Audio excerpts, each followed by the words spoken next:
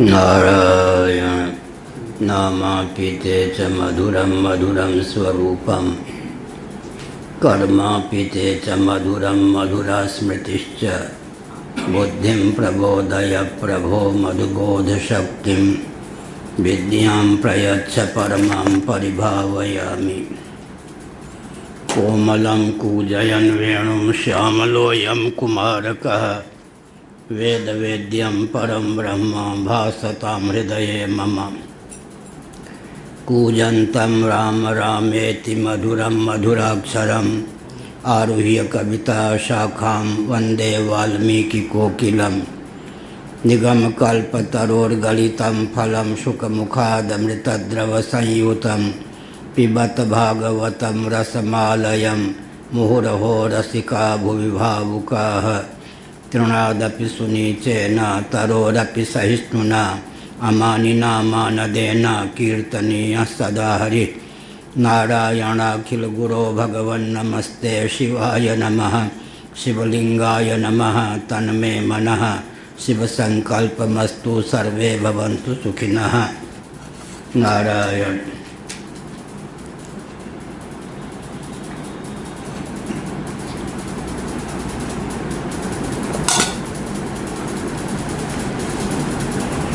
श्रीमद्भागवत सप्तम स्कंध अध्याय 1 श्लोक 7 से। सत्वं रजस्तमेति प्रकृतिर्नात्मनो गुणाः न तेषां युगपद्राजन् रास उल्लास एव वा। जयकाले तु सत्त्वस्य देवर्षीन् राजसोऽसुरान् तमसो यक्षरक्षांसि तत्कालानुगुणो भजत्। ज्योतिरादिरिवा भाति संघातान्न विविच्यते विन्दत्यात्मानमात्मस्थं मथित्वा कवयोऽन्ततः। नारायण।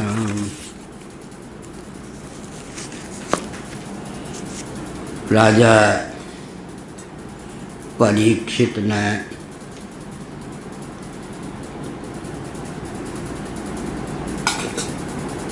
भगवान शुकदेव जी के सम्मुख अपनी जिज्ञासा व्यक्त की। भगवान तो सम हैं,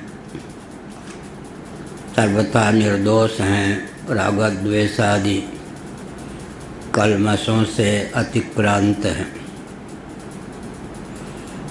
फिर भी वे भगवान विष्णु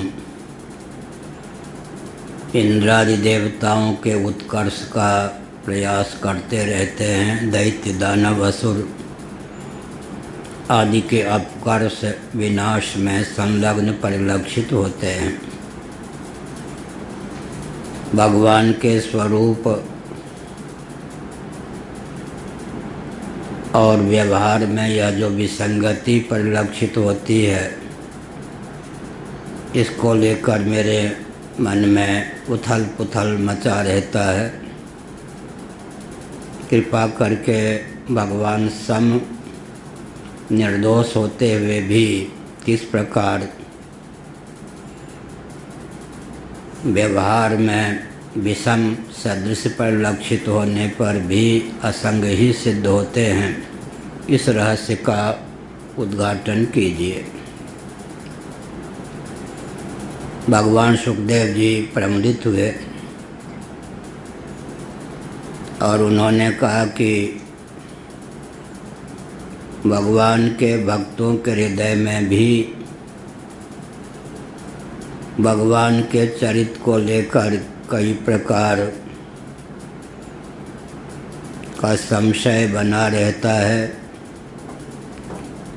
उन संशयों को व्यक्त करना उचित स्थल पर उचित है, ताकि भगवान के प्रति अडोल अविकंप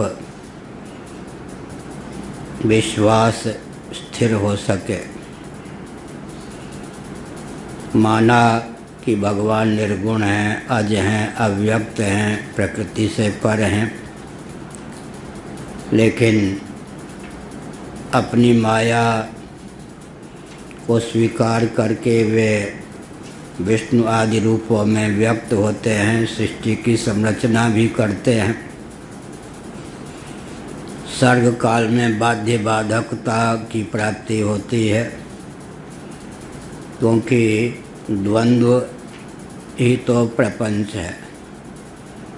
सुषुप्ति में, महाप्रलय में निर्द्वंद्व स्थिति बनी रहती है, लेकिन द्वंद्वों के मध्य में रहकर जो सम बना रहता है, निर्द्वंद्व बना रहता है, उसी की प्रशंसा होती है।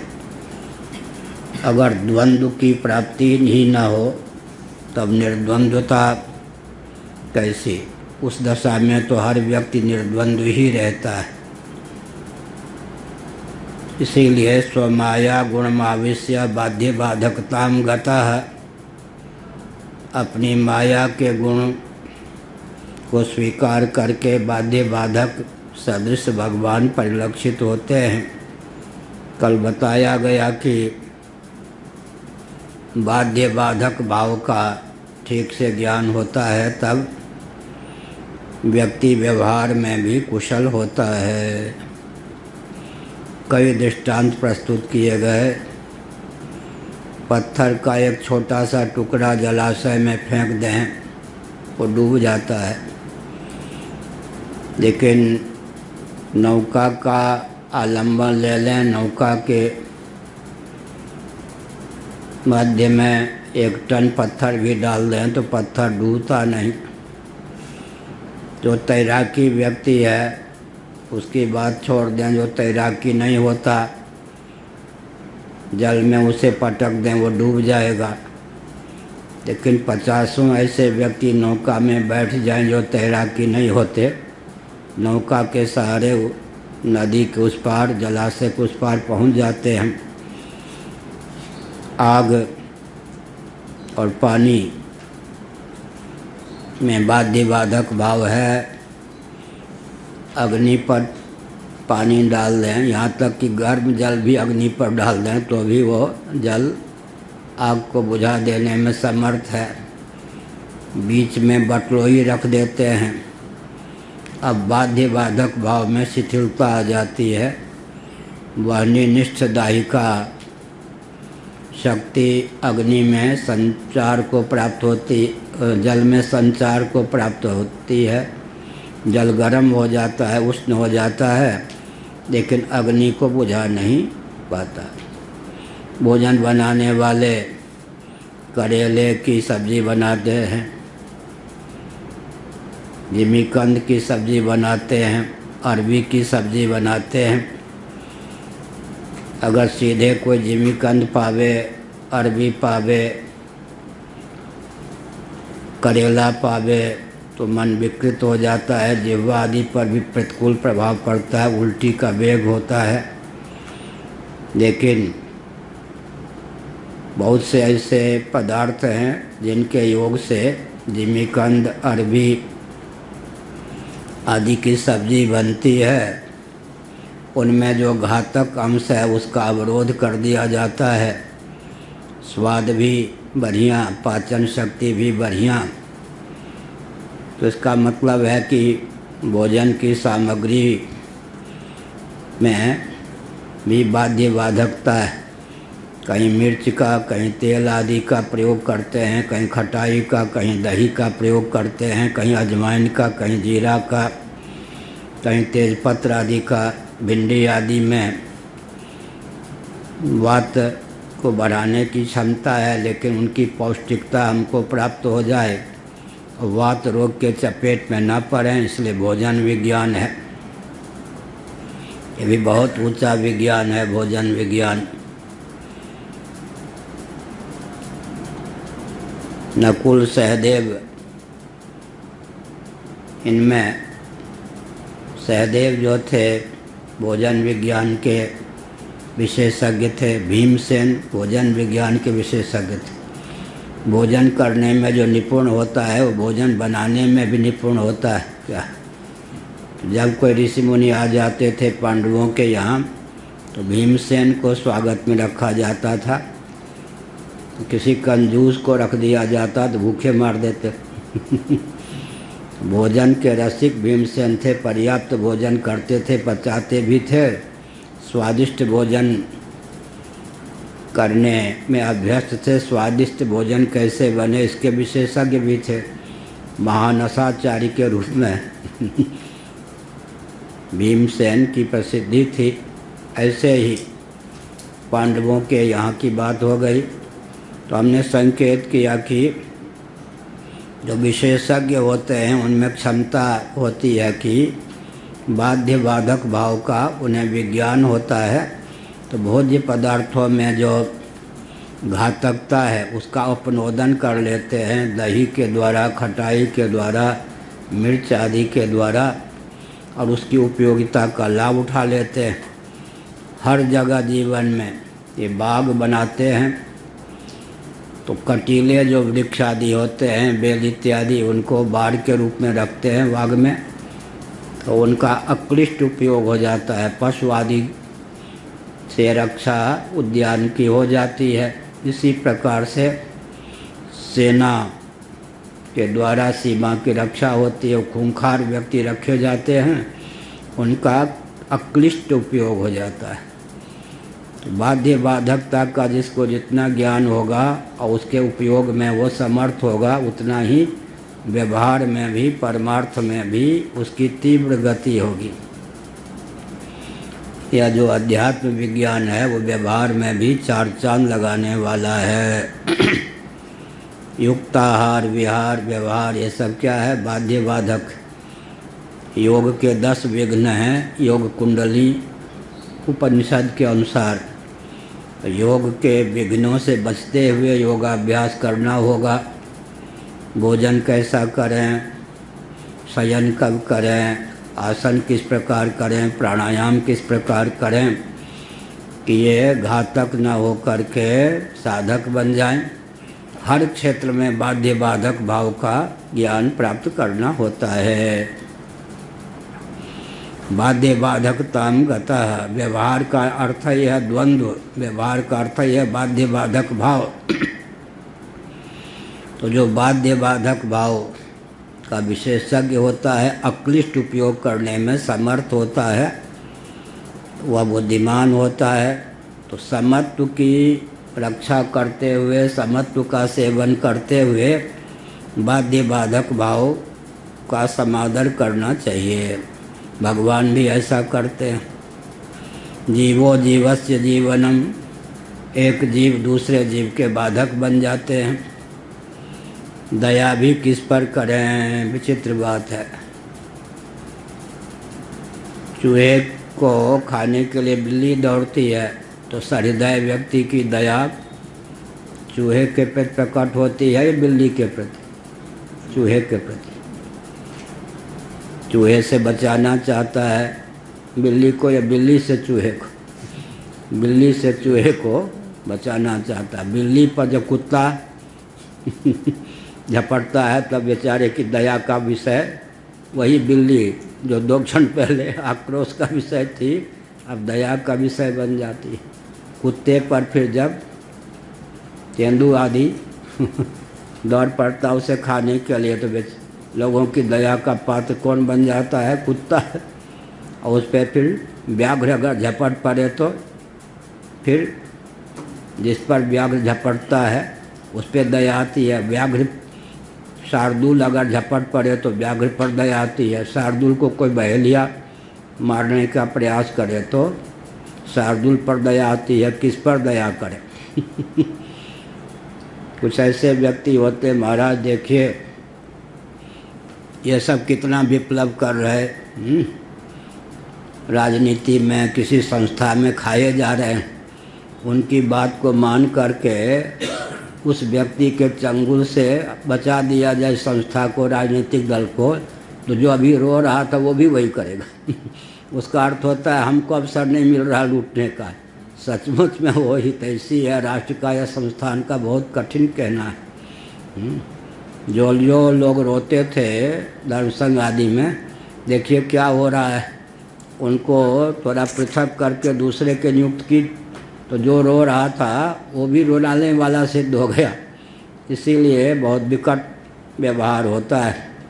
अतः भगवान भी व्यवहार में बाध्य बाधक, कौन बाधक बन जाए कौन बाध्य बन जाए, बाध्य बाधक भाव का क्या होना चाहिए? अक्लिष्ट उपयोग होना चाहिए, अक्लिष्ट उपयोग। जब भाजपा की सरकार होती है तो कांग्रेस रोती है, खाई जा रही है पार्टी, देश को है नुकसान। कांग्रेस के हाथ में आ जाए तो भाजपा रोती है। अब कौन बाधक कौन बाध्य कह पाना कठिन है। तो फिर विवेकी जो होते हैं वो आकलन करते हैं कि बाधकता का अक्लिष्ट उपयोग अगर कोई करता है तो बहुत बढ़िया है। क्या बाधकता का क्या मतलब हुआ? श्री राम जन्मभूमि पर यथास्थान मंदिर बने, जो उसमें अवरोध थे उसको दूर करने का काम किया प्रधानमंत्री जी ने। तो सब जगह विवेकी व्यक्तियों ने, स्वतंत्रता के पक्षधर व्यक्तियों ने, न्याय के पक्षधर व्यक्तियों ने समादर किया। अब कल्पना कीजिए कि वो मंदिर सेकुलर संविधान के अंतर्गत ही बने, रामलला आदि का पूजन सब सेकुलर संविधान के अनुसार होने लग जाए, तो आज जो प्रशंसक हैं अगर वो विवेक न खो दें तो कल निंदक भी हो सकते हैं। क्या? तो आज जो जिसका बाध करना चाहिए उसका बाध करने वाला प्रशंसा का पात्र बनता है, वो जब क्या मनु सिद्धांत का बाध करने लगेगा तो देवता आदि के दृष्टि में निंदा का पात्र भी बनेगा, लोक में भले ही जय जयकार हो। तो बहुत विकट स्थिति है। क्या बाधक का बाध करने वाला स्वयं कब बाधक बन जाए? क्या बाधक, स्वामी जी का स्वाद ठीक है? बाधक का बाध करने वाला कब बाधक बन जाए यह कह पाना कठिन है। पहली है या नहीं? बाधक का बाध करने वाला कब बाधक बन जाए यह कह पाना कठिन है। तो संसार का काम ही है बाध्य बाधक। सर्प मेढक को खा जाता है और विदेश में ऐसे मेढक होते हैं जो सर्प को खा जाते हैं।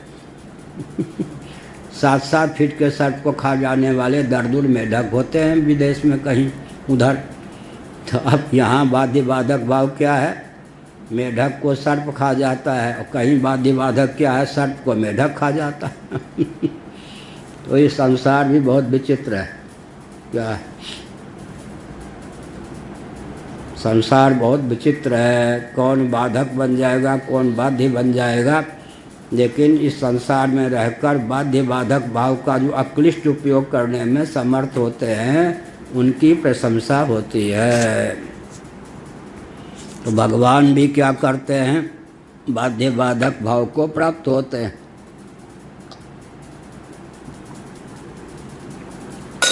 लेकिन इसमें हेतु क्या है? सत्व रजस तमस। हेतु क्या है? सत्व रजस तमस, ये 3 जो गुण हैं ये हेतु हैं। हेतु माने ये एक दूसरे के सहयोगी भी हैं और बाधक भी हैं, साधक और बाधक दोनों। विचित्र वाक्य है ये। मान लो दीप का पात्र है, इसमें घृत या तेल रखा, बत्ती रखे, तो ये क्या हो गया? तमोगुण। अवष्टंभात्मक पात्र, अवरोधक, जल, इसको किसको? घृत को, तेल को साधने वाले। वो क्या है? राग, स्निग्ध, स्नेह, तेल, घृत, वो हो गया रजोगुण का प्रतीक। बत्ती श्वेत होती है ना, रूई से बनी हुई, वो सत्वगुण के प्रतीक। और लौ लग गए तो शुद्ध सत्वगुण के प्रतीक। अब एक दूसरे के सहयोगी बन गए या नहीं? क्या मैंने 4 भेद रखा है सांख्य के अनुसार। ये पात्र है, इसमें क्या रखा? घृत, स्नेह, तैल, जो भी। ये हो गया तमोगुण, अवष्टंभात्मक। इसमें जो घृत रखा, तेल रखा, वो क्या है? रजोगुण। स्निग्धता है उसमें क्या? और उसमें बत्ती श्वेत वर्ण की, वो क्या है? सत्व के प्रतीक। उसमें लौ लगा दिए माचिस से, तो क्या हो गया? शुद्ध सत्व। अब इसमें क्या हो गए? बाध्य बाधकता भी है। वो बत्ती को खाए बिना, तेल को खाए बिना कौन? लौ नहीं जल सकती, लेकिन साधकता भी है या नहीं? वो जो दीप की शिखा होगी वो क्या करेगी? बत्ती को खाएगी, और बत्ती को खाएगी तो बत्ती क्या करेगी? तेल का शोषण करती रहेगी या नहीं? तेल का शोषण भी हो गया। तेल क्या हो गया? या घृत बाध्य, बत्ती भी बाध्य। बाध्य होकर के भी प्रकाश को देने में यह सहयोगी हो गई या नहीं? ये हो गया गुण का उपयोग। क्या? तमोगुण के स्थान पर ये पात्र हो गया। और इसमें जो स्निग्ध पदार्थ रखा, तेल, घृत, वो रजोगुण का प्रतीक हो गया। बत्ती रखी, श्वेत, सत्वगुण का प्रतीक। हमारे पूर्वाचार्य महाराज बहुत अच्छे थे, बहुत अच्छे। आप भी राजस्थान परंपरा के तो कोई जो फूल लाता ना, क्या पत्ते होते ना, उसमें फूल बांध के माला के लिए उनको पहनाने लगता, हाथ से ले लेते। अरे हम भगवान का पूजन करेंगे, हमको मत पहनाओ। अभिप्राय था कि भगवान के लिए फूल न खरीदना पड़े। हाँ, ऐसे होते राजस्थान के अर्थशास्त्र के विशेषज्ञ। फिर वो जो सुतली से वो होता है ना, सुतली से बांधे होते ना, उसको ले लेते, रुई न खर्च करना पड़े, उसी से बत्ती बना के भगवान को आरती उतारते थे।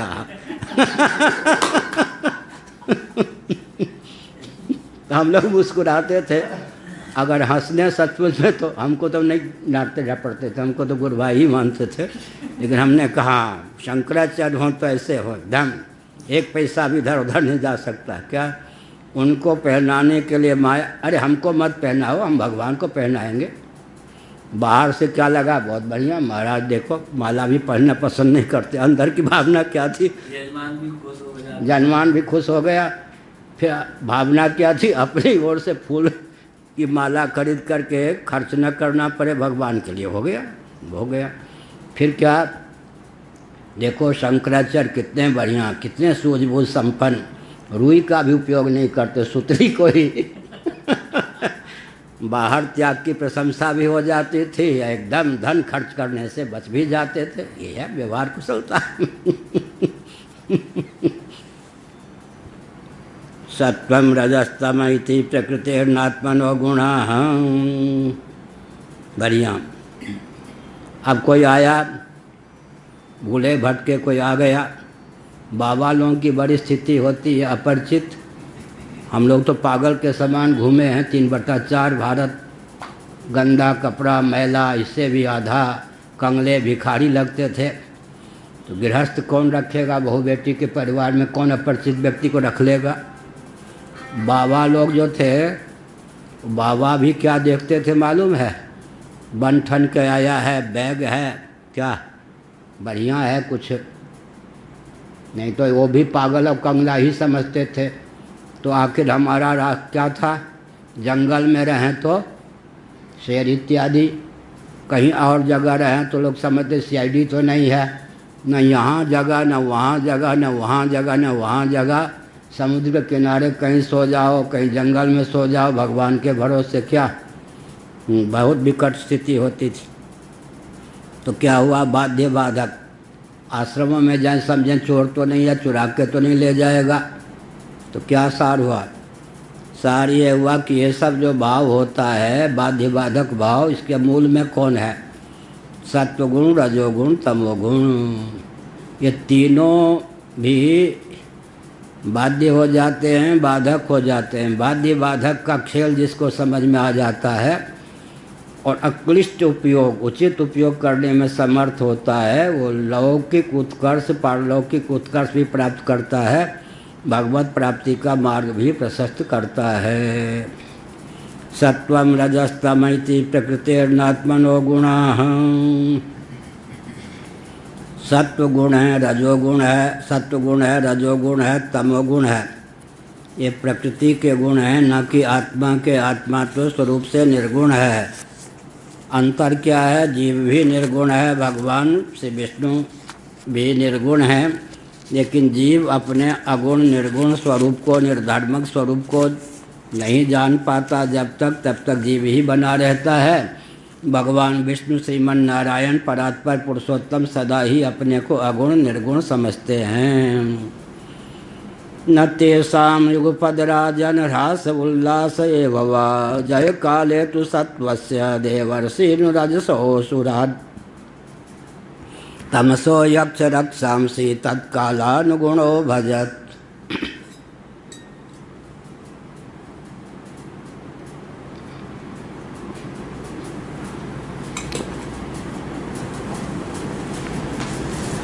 ये तीनों गुण जो हैं एक साथ उल्लास को या विकास को प्राप्त नहीं होते। इनमें बाध्य बाधक भाव होता है। तीनों गुण हैं लेकिन आपस में बाध्य बाधक भाव है। सत्वगुण तब ऊपर आएगा जब रजोगुण तमोगुण को दबाने में समर्थ हो जाएगा। रजोगुण ऊपर तब आएगा जब सत्वगुण तमोगुण को दबाने में समर्थ होगा। तमोगुण ऊपर तब होगा जब रजोगुण सत्वगुण को दबाने में समर्थ होगा। ये सात्विक हैं। इसका अर्थ क्या हुआ? सत्वगुण ने इनके जीवन में तमोगुण रजोगुण को दबा के रखा है। सत्वगुण हो गया बाधक, ये दो गुण हो गए बाध्य। कोई व्यक्ति सर्वथा सात्विक हो, राजस हो, तामस हो कह पाना कठिन है। गुण विमर्दन न्याय, कल कहा था परसों, गुण विमर्दन न्याय। एक गुण की प्रधानता होती है, शेष दो गुण दबे रहते हैं। अब दबे रहते हैं तो समानांतर तो नहीं रहेंगे। कोई मध्य में रहेगा, कोई नीचे रहेगा, कोई ऊपर रहेगा। सत्वगुण ऊपर रहा, रजोगुण बीच में आ गया और तमोगुण नीचे चला गया। तो सात्विक व्यक्ति व्यवहारक क्षम भी हो जाता है क्योंकि बीच में रजोगुण है। सत्वगुण ऊपर आया, तमोगुण बीच में आ गया तो सात्विक व्यक्ति व्यवहारक क्षम प्राय नहीं रहता। सात्विक भाव तो रहेगा लेकिन तमोगुण बीच में आ गया, रजोगुण नीचे चला गया। ऐसे ही रजोगुण ऊपर आ गया, बीच में तमोगुण, नीचे सत्वगुण, या बीच में सत्वगुण नीचे तमोगुण, तमोगुण ऊपर आ गया, बीच में सत्वगुण नीचे रजोगुण, या बीच में रजोगुण नीचे सत्वगुण। व्यक्ति के स्वभाव प्रभाव इस सब में आकाश पाताल का अंतर होता है। अब जो कल हमने कहा था आगमोपः प्रजा देश काल कर्म च जन्म च ध्यानम मंत्रोथ संस्कारो दशहिते गुण हेतवा, श्रीमद्भागवत 11वां स्कंद अध्याय 13 श्लोक 4। यह श्लोक हमको 64 से याद है, नैमिषारण्य में याद किया था। भागवत 11वां स्कंद अध्याय 13 श्लोक 4 याद होना चाहिए। इसी के आधार पर जीवन की संरचना होती है। 10 वस्तुओं का नाम लिया भगवान ने। ये 10 वस्तुएं अगर सात्विक हों तो 11, 13, 4, भागवत 11, 13, 4। अगर 10 वस्तुएं सात्विक हों तो व्यक्ति सात्विक हो जाता है। राजस हो तो व्यक्ति राजस हो जाता है, तामस हो तो व्यक्ति तामस हो जाता है। संस्था का, घर आदि का संचालन भी इस श्लोक के आधार पर करना चाहिए। नैमिष वाले जो महाराज थे सोनाम धन्य पूज्यपाद नारदानंद सरस्वती जी महाभाग, वो इस श्लोक के आधार पर ही क्या करते थे? आश्रम का संचालन करते थे। आगम भी भोजन है। आहार शुद्धौ सत्व शुद्धि ही, पांडे जी, आहार शुद्धौ सत्व शुद्धि ही। छांदोग्य उपनिषद। आहार की शुद्धि से सत्व माने अंतःकरण की शुद्धि होती है। सत्व शब्द का प्रयोग होता है अंतःकरण के अर्थ में और सत्वगुण के अर्थ में। सत्वानुरूपा सर्वस्य श्रद्धा भवति भारत। यहाँ गीता के 17वें अध्याय में जो सत्व शब्द का प्रयोग किया गया है वो अंतःकरण के अर्थ में। इसका अर्थ अंतःकरण स्वभाव से सात्विक ही होता है।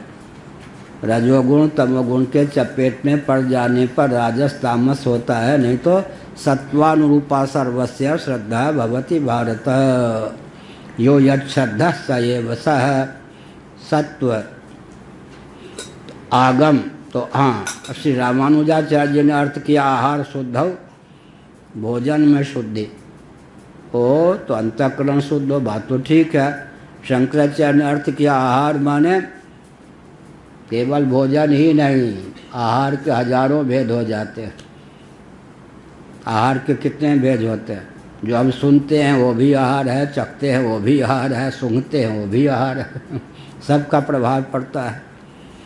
इसीलिए भगवान शंकराचार्य ने कहा आहार माने सेव्य पदार्थ, भोज्य पदार्थ जितने हैं सब आहार है, उसमें भोजन की प्रधानता है। लेकिन तो आगम, आगम माने शास्त्र, साहित्य, लेख आदि, ऐसे ही ले लें प्रवचन आदि। सात्विक होंगे तो हमारा मन सात्विक होगा, राजस तो राजस, तामस तो तामस। मारण मोहन उच्चाटन संबंधी ग्रंथ पढ़ेंगे, अश्लील उपन्यास आदि पढ़ेंगे तो मन में तमोगुण का, डाका डालने आदि का, लूटने पाटने वाला ग्रंथ प्रवचन सुनेंगे तो रजोगुण का उद्रेक होगा। श्रीमद् भागवत का एकादश स्कंद आदि पढ़ेंगे तो सत्वगुण का उद्रेक होगा। आगम भी, पाठ्य पुस्तक भी, जिसको पढ़ते हैं और जिसको सुनते हैं वो भी आगम है, वो भी आहार है। क्या आहार शुद्ध होगा? आहार माने आगम। आगम का अर्थ पहला क्या हुआ? शास्त्र। जिस प्रकार का ग्रंथ पढ़ेंगे, जिस प्रकार का प्रवचन सुनेंगे, उस प्रकार का मन बनेगा। तो प्रवचन सुनना भी आहार है, ग्रंथ पढ़ना भी आहार है। आगमः अपः, अन्न जल। जिस प्रकार का अन्न जल का सेवन करेंगे, जिस प्रकार के अन्न जल पाएंगे, उस प्रकार का मन बनेगा। सात्विक से सात्विक, राजस से राजस, तामस से तामस। आगमोपः, प्रजा, सोसाइटी। जिन व्यक्तियों के बीच में रहेंगे उनका प्रभाव पड़ेगा या नहीं? संगत का प्रभाव पड़ते हैं। संगत, संगति। जिस प्रकार के व्यक्तियों के बीच में रहेंगे, वो जो राजेश ब्रह्मचारी जी हैं, कहाँ? काशी में, वो जो बंगाली बाबा आ जाए उसके पीछे एकदम, तो हम समझ गए कि इस व्यक्ति का स्तर बिल्कुल ठीक नहीं है। हमने संकेत किया ये क्या करते हो, बंगाली बाबा का कोई स्तर है? भाई बंगाल का नहीं, नाम बंगाली बाबा, अच्युत, क्या अच्युत चेतन हमने नाम रखा था। वो विचित्र ही है, बंगाली बाबा। सत्संग आदि से बिल्कुल दूर रहता है, बाबा है बचपन से। तो क्या अर्थ हुआ? चंबल के किनारे डाकुओं का पहले गुरु था, अब डाकुओं ने उसको खूब पीटा, उसका सब कुछ जो कुछ था सब लेकर भाग गए। विचित्र है, लेकिन है बाबा। क्या मतलब हुआ? हमने संकेत किया किसके पीछे तुम घूमते रहे, तो तुम्हारे स्तर का पता लग गया क्या? और तम्बाकू खाने वाले, चरस पीने वालों के बीच में बाबा होके बैठे रहोगे, स्मशान में रहने वाला घोड़ियों के बीच में बैठोगे, क्या होगा? इसीलिए प्रजा, बहुत कठिनाई होती है किसी को नौकरी करनी है। अब जैसे व्यक्तियों के बीच में ड्यूटी लगी, पालन करना है। उस समय भी जैसे कोरोना के रोगी की चिकित्सा करने वाले कितने सावधान रहते हैं, इसका रोग मुझे न हो जाए। ऑपरेशन करने वाले नाक आदि को ढके रहते हैं, ऐसे ही। लेकिन स्वेच्छापूर्वक जो है प्रजा, जिन व्यक्तियों से व्यवहार करते हैं, बुद्धिपूर्वक खोटे व्यक्ति से व्यवहार न करें। सात्विक व्यक्ति से मिलेंगे जुलेंगे तो सत्वगुण का उद्रेक होगा। राजस व्यक्तियों के बीच में रहेंगे तो रजोगुण का उद्रेक होगा। तामस व्यक्तियों के बीच में रहेंगे तमोगुण का उद्रेक होगा। आगमोपः प्रजा, कितने अन्न हो गए? आगम एक, अन्न जल दो, प्रजा जिनके बीच में रहते। आगमोपः प्रजा, देशः, जहाँ जिस देश में जिस क्षेत्र में रहते हैं वो भी भोजन है, उसका भी प्रभाव पड़ता है। श्रवण कुमार, अंधे माता पिता को, जैसे ऐसे होता है ना। ऐसे एक और पिता एक और माता को लेकर आ रहे थे तीर्थ स्नान कराने, तीर्थ दर्शन कराने, मतलब वो तो सेवा में थे, दोनों अंधे थे। मय राष्ट्र, बुरा न मानो होली है। मेरठ का मूल शब्द क्या है? मय राष्ट्र। सौराष्ट्र अभी जो के त्यों शब्द बना है ना, सौराष्ट्र। एक भारत में भी कितने राष्ट्र हैं, महाराष्ट्र तो अभी भी है, सौराष्ट्र अभी भी है, और मय राष्ट्र जो था अब क्या हो गया? मेरठ। मेरठ का मूल रूप क्या है? मय राष्ट्र। मय दानव बड़ा इंजीनियर था, कारीगर था, बहुत बढ़िया आर्किटेक्ट, बहुत बढ़िया था। मय दानव कितने सभा बनाए, बहुत अच्छा, उसी का स्थान था वो मय राष्ट्र। तो वहाँ पर आने के कहा आपको ढोते ढोते तंग हो गया, अब नहीं ढो सकता। माता पिता ने कहा कहाँ आए हो बेटा ये बताओ। तो ये कहा कि ये मेरठ आया हूँ, मैं राष्ट्र। कोई बात नहीं, मेरा अनुरोध है, इतना कष्ट किया तो तुम्हारी बदनामी ना हो, 2 किलोमीटर और ले जाओ, 4 किलोमीटर, फिर हमको छोड़ देना, भग जाना। अच्छा, तो फिर नाक पाँव सकोर कैसा किया। उसके बाद जब मेरठ की सीमा पार हो गया तो श्रवण कुमार रोने लग गया, मुँह से, मेरे मुँह से क्या निकला? तुम्हारे मुँह से नहीं निकला, वो मेरठ की धूल ने तुमसे बचा, वह मेरठ बोल रहा था तुम्हारे मुँह से। क्या तुम्हारे मुँह से कौन, तुम्हारे ऊपर कौन भूत सवार हो गया? कौन? देश। देश भी आहार है या नहीं? जिस क्षेत्र में रहेंगे क्या, इसीलिए बहुत बढ़िया असुरों को जो फेंक दिया गया, बृहदारण्यक में आएगा। स्वभाव से जो देश कौन है? स्वभाव से जो देश असंस्कृत हैं, अनार्य भूमि है, वहाँ रहेंगे तो काजल की कोठरी में कितने भी सयान हो जाए, देश का भी प्रभाव पड़ता है। अरे मिर्चा मंडी में रहोगे तो धीरे धीरे, पहले तो नया व्यक्ति जाएगा तो छिकेगा, बाद में छिकेगा क्या, आदि हो जाता है। तो वहाँ के परमाणु जो हैं रच पच के नष्ट कर देंगे बुद्धि को। इसलिए देश जहाँ रहते हैं, वो हत्यारों के बीच में रहेंगे, मुर्गी हत्यारों के बीच में रहेंगे। एक बार शर्मा जी ने कहाँ ठहरा दिया, किस शहर में? अरे साहब जगह वहाँ तो साहब मुर्गी काटने वालों का स्थान। हमने कहा अरे राम, उधर झांके तो मुर्गी कट रही है, उधर झांके तो मुर्गी कट रही है। बहुत कष्ट हुआ। मतलब मुर्गी, भले वो व्यक्ति अच्छा हो, लेकिन मुर्गी काटने वालों के बीच में ठहरा दिए गए तो बड़ी मुसीबत क्या। इसीलिए देश भी आहार है। कहाँ देश रहना चाहिए? हाँ, कौन से देश में, कौन से पवित्र, जहाँ ऋषि मुनियों ने तप किया हो वहाँ तप के परमाणु होते। हमने बताया या नहीं? पहले 10-15 दिन पहले बताया होगा। हम गए वृंदावन, तो क्या कहना, दिव्य उड़ियाबाजी के यहाँ गए, उड़ियाबाजी महाराज के यहाँ 72 में गए। वहाँ निर्गुण का चिंतन शुरू किया, वहाँ के परमाणु फेंक दें, चिंतन नहीं होने दें। जबकि मैं बद्रीनाथ में भी रहा हूँ, ऋषिकेश में भी रहा हूँ, हरिद्वार में भी रहा हूँ, श्रृंगेरी में भी रहा हूँ, आंध्र के कई आश्रमों में रहा हूँ, पूरा भारत में 3/4 सैकड़ों स्थान पर मैं रहा हूँ अब तक। 14-14 घंटे हिमसारण में रहा हूँ, 14-14 घंटे तक निर्गुण का चिंतन मेरा सदा हुआ था। कि नहाना, पूजन, स्नान और शयन, लेकिन 1 मिनट भी चिंतन नहीं। तो मैं समझ गया कि देश तो पवित्र है, वृंदावन है, इस आश्रम में निर्गुण का चिंतन वर्षों से नहीं हुआ। निर्गुण के परमाणु यहाँ नहीं के बराबर है। वहाँ के परमाणुओं से अंतर्द्वंद्व संघर्ष करते करते 6 महीने में फिर 14 घंटे, चाहे तो 15 घंटे 20 घंटे निर्गुण का चिंतन होने लगा। यहाँ आया, शंकराचार्य होने के 7 दिन पहले इस बाग में घूमता था। बंदर नहीं थे, वृक्ष भी नहीं थे इधर।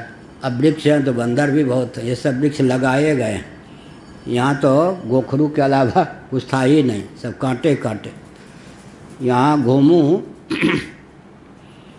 तो यहाँ न सगुण का चिंतन सधे न निर्गुण का। धाम तो पूरी लेकिन मैं समझ गया कि यहाँ किसी ने वर्षों से न सगुण का चिंतन किया है न निर्गुण का। महाराज तो यहाँ प्राय रहते नहीं थे, 2 दिन रहे फिर बाहर, चौमासा भी यहाँ नहीं करते थे। जो व्यक्ति उन दिनों रहते थे वो किसी के मुंह पर राम राम कुछ नहीं, सबके सब विचित्र ही आतंकवादी ढंग के थे। वो सब जो विचित्र ही क्या कहना, इनको मालूम है, नाम लेना भी कठिन है। तो हमने समझा कि धाम तो दिव्य है, लेकिन मठ में यहाँ जो इतने शंकराचार्यों ने दिव्य चिंतन किया होगा, पद्मपादाचार्य जी से लेकर वो सब परमाणु रसातल में पहुँच गए।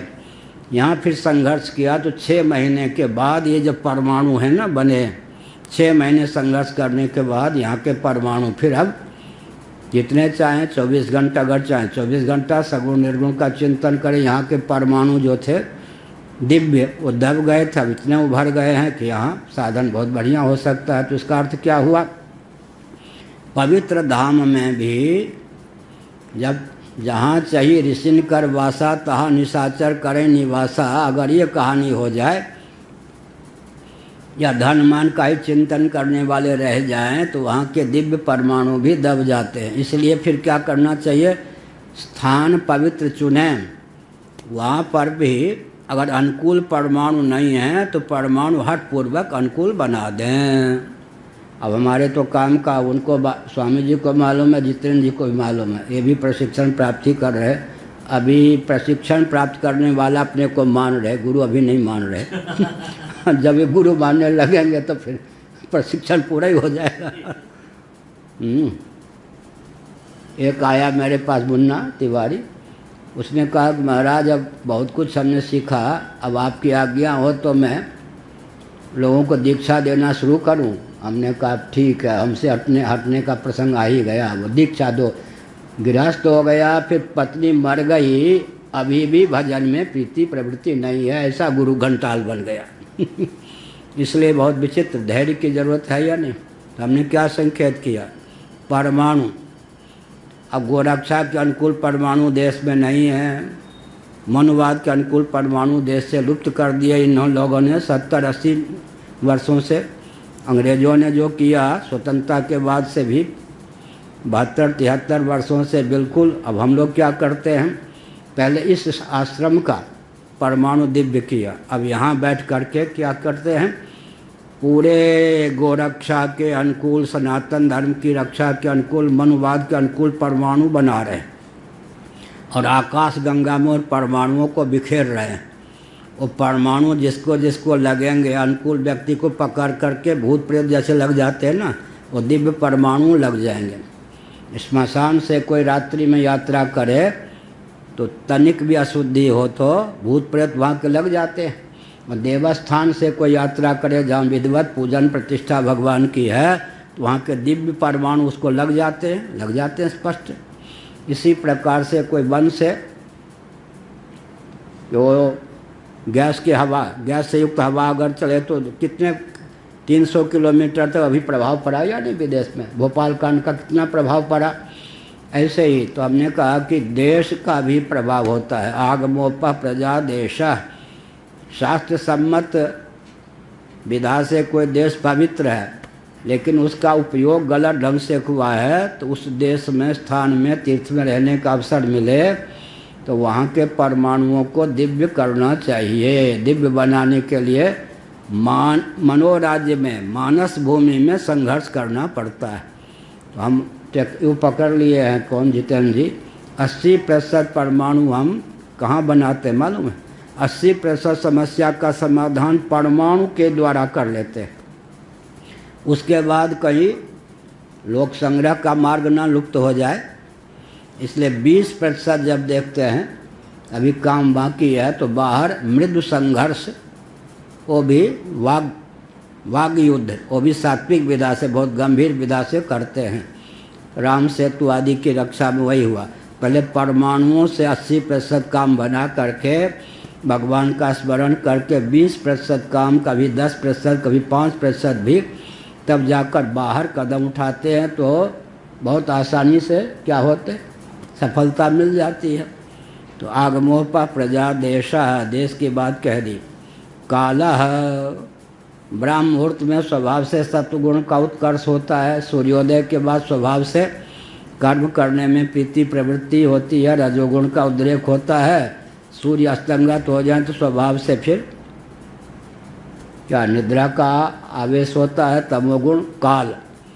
जब सात्विक काल हो, कौन, ब्राह्म मुहूर्त, उस समय में खर्राटे लेकर न सो करके सात्विक काल में अगर भगवान का भजन कर लें तो सात्विक वृत्ति का प्रवाह, सात्विकी वृत्ति का प्रवाह, अब जो आगे रजोगुण तमोगुण वाला काल आने वाला है उसमें भी क्या करता है, वो सत्वगुण का संचार कर देता है।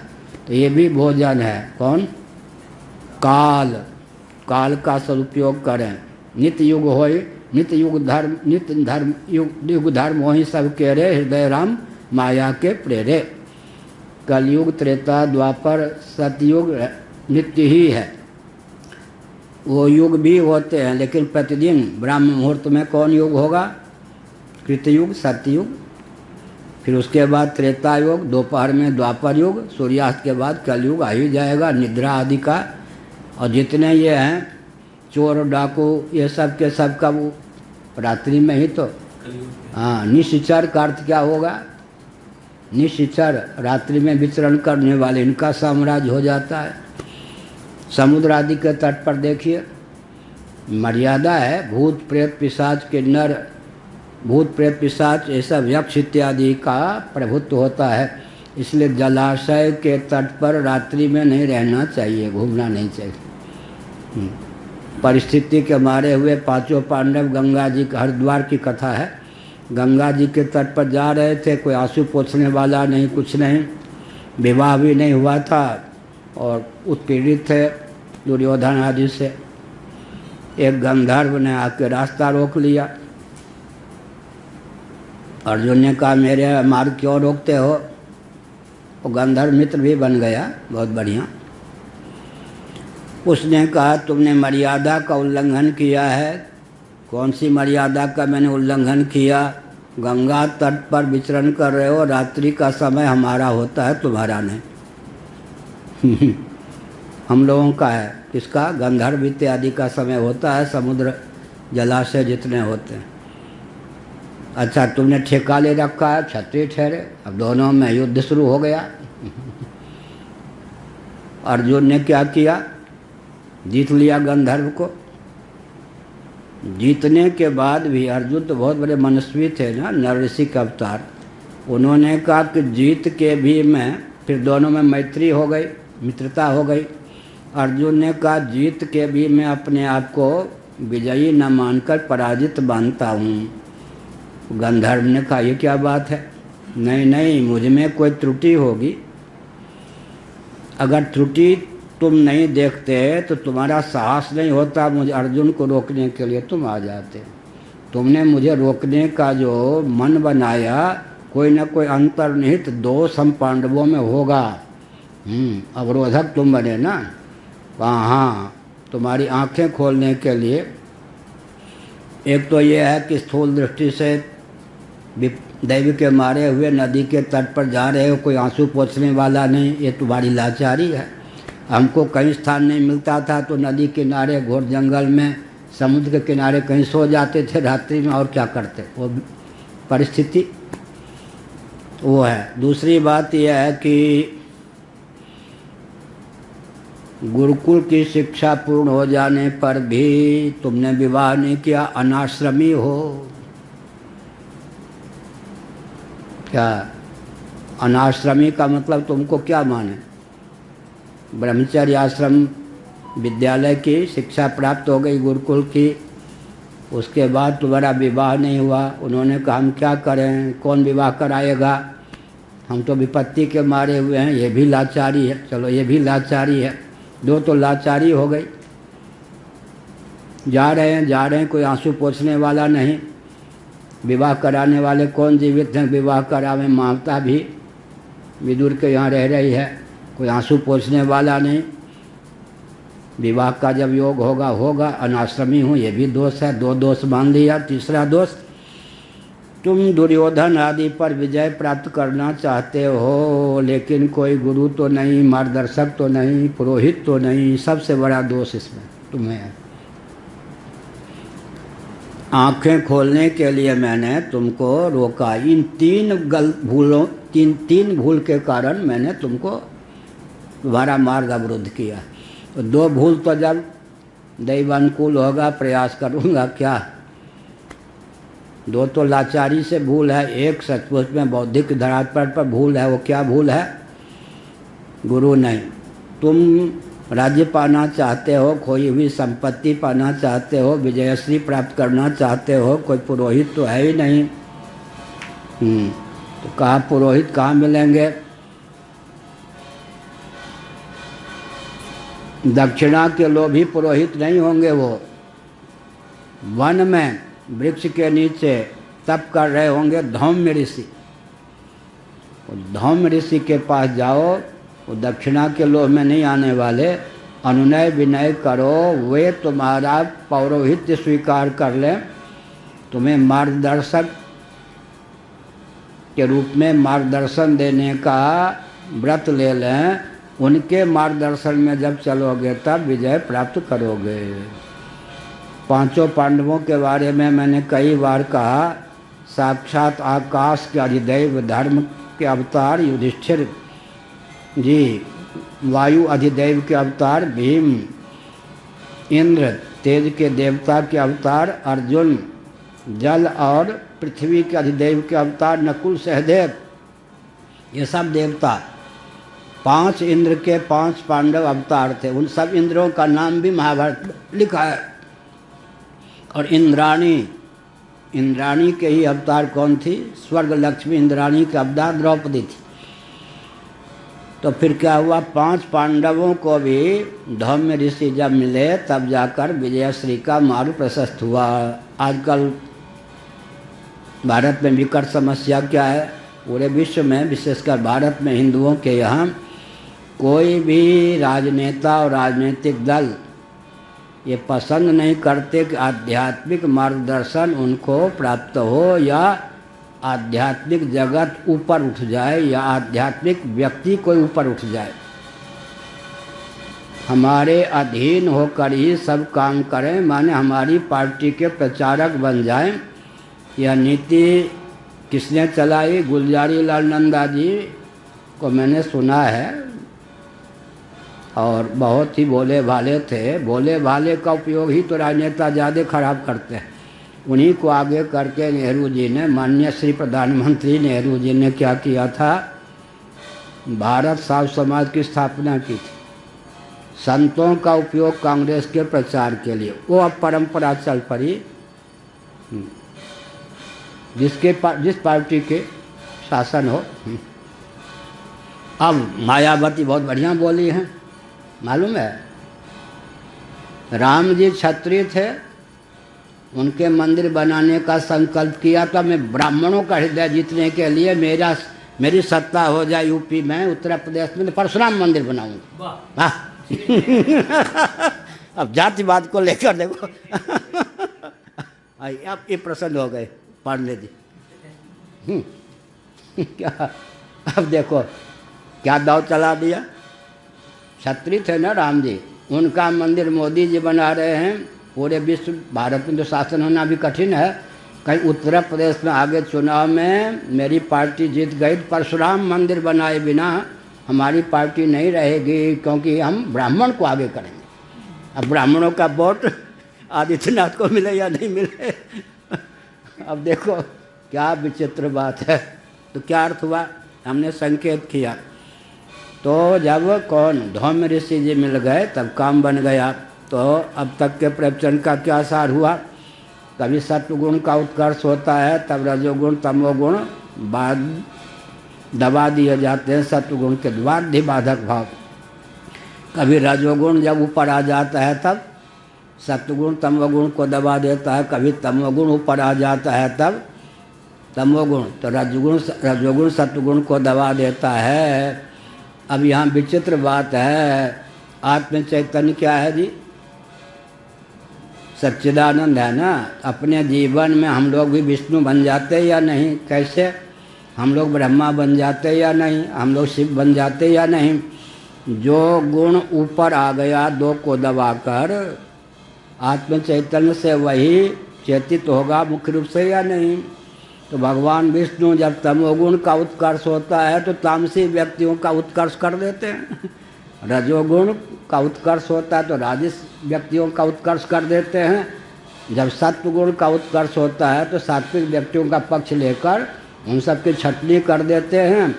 भगवान तीनों गुणों से परे हैं, इसका मतलब भगवान सर्वथा असंग हैं।